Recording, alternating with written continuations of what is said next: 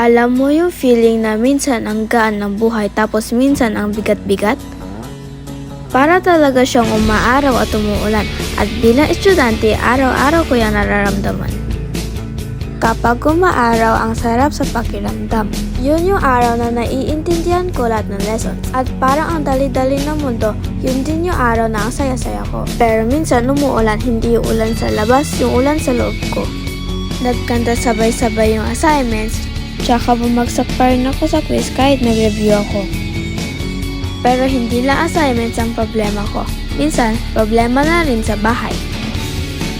Pero kahit anong mangyari, nangyayari yan para sa isang layunin kasi ang Diyos ay mabuti sa lahat ng oras. At kahit may araw ako na laging umuulan, dun ko mas nararamdaman ang Diyos kasi kahit umuulan sa buhay ko, di niya pa rin ako pinapabayaan. Kapag umaaraw, siya ang aking kagalakan.